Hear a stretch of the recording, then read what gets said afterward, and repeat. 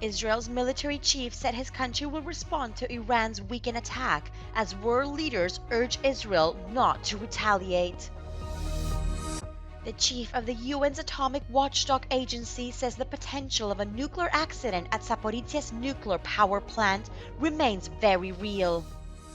The Australian police have declared Monday stabbings in a church in Sydney an act of terrorism. The French right-wing candidate François-Xavier Bellamy voiced his opposition to the recently approved European Migration Pact.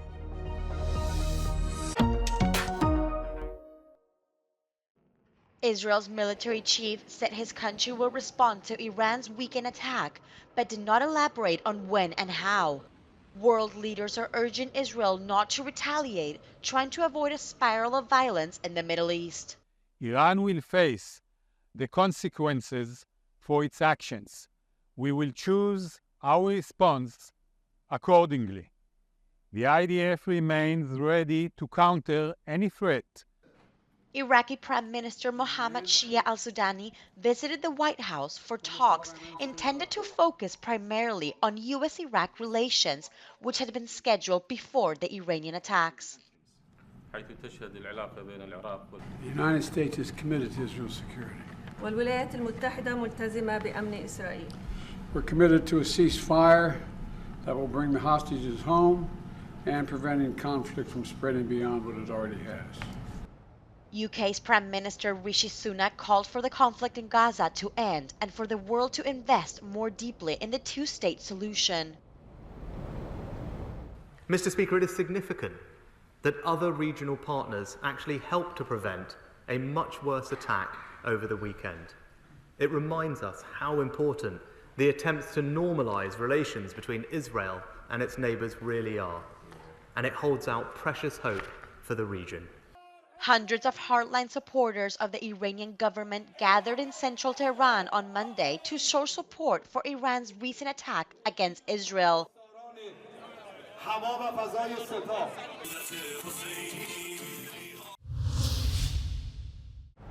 The UN's atomic watchdog agency chief says the potential of a major nuclear accident at Ukraine's Zaporizhia nuclear power plant remains very real.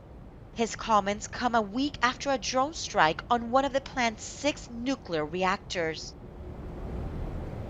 We are getting dangerously close to a nuclear accident. We must not allow complacency to let a roll of the dice decide what happens tomorrow. We must do everything in our power today to minimize the risk of an accident. The 5 principles established in this very chamber 1 year ago must be adhered to. U.S. House Speaker Mike Johnson unveiled a complicated proposal for passing wartime aid for Israel, Ukraine, and Taiwan. Facing an outright rebellion from conservatives fiercely opposed to aiding Ukraine, Johnson said he would push to get the package to the House floor.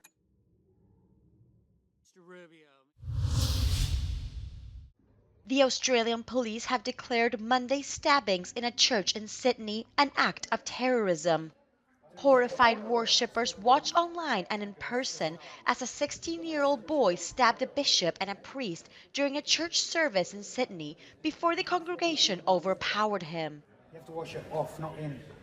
It's my decision to declare this a terrorist incident was the actions of the individual who attended, we will allege attended that church with a knife, armed with a knife, and stabbed the bishop and priest, and others were also injured.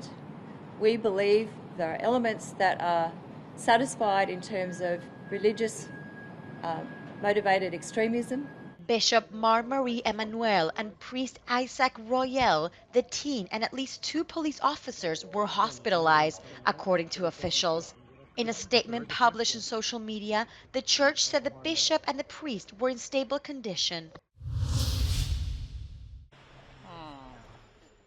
France has said that world donors will pledge more than €2 billion in humanitarian aid for Sudan. European diplomats and aid groups were meeting in Paris in a bid to drum up financial support for the country on the first anniversary of a power struggle that's exploded into civil war. The people caught in this emergency are almost completely invisible. Other devastating crises have overtaken the news from around the world. 1 year since the war broke out, Sudan is in a state of collapse. A UN humanitarian campaign aims to raise around $2.7 billion this year to get food, healthcare and other supplies to 24 million people in Sudan, nearly half the population. But the Office for the Coordination of Humanitarian Affairs says so far funders have given only $145 million, representing around 5% of the target. Today, half of Sudan's people need emergency assistance. We cannot let this nightmare slide from view. Sudan descended into conflict in April 2023, when a power struggle between the army and the Rapid Support Forces paramilitary group exploded into open fighting. The UN estimates more than 14,000 people have been killed.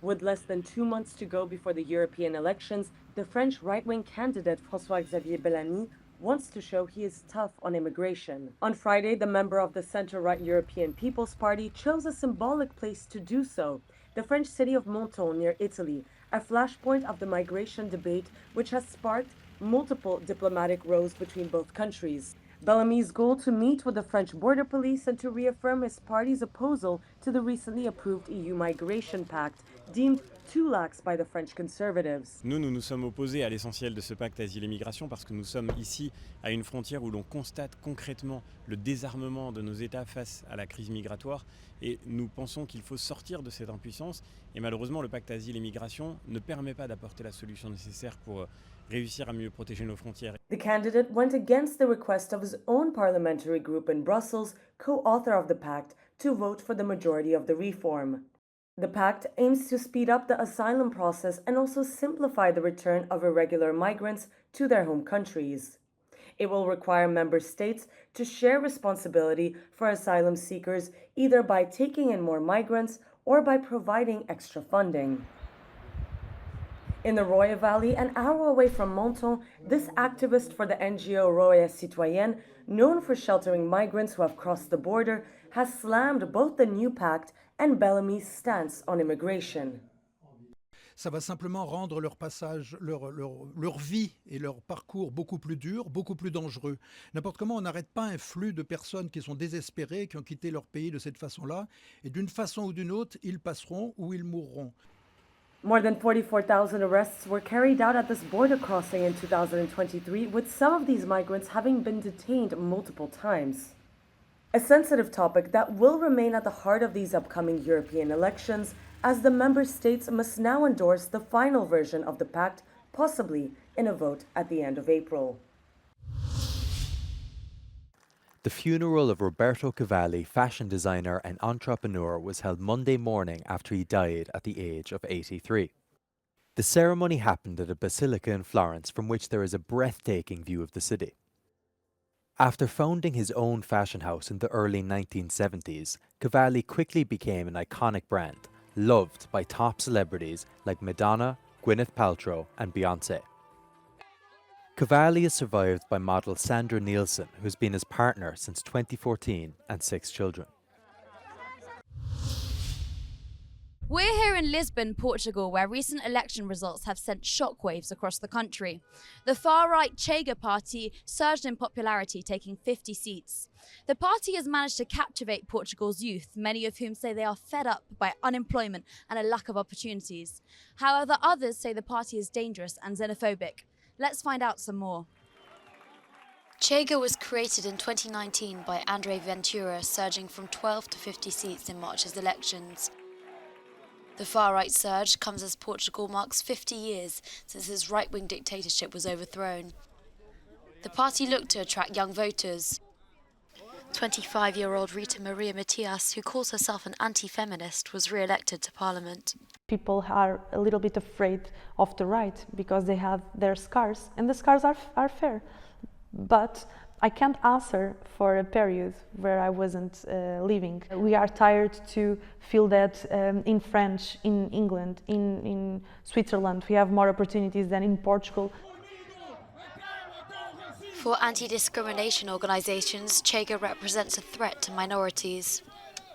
Chega is a form of propaganda. It's a form of washing the racist ideas, and what people usually say about voting on Chega, it's a vote against system, because they are tired, they are upset with many politics, but it's not. It's a vote in racism, it's a vote in discrimination, it's a vote against minorities. Chega has been accused of racism, Islamophobia and of targeting Portugal's Roma community.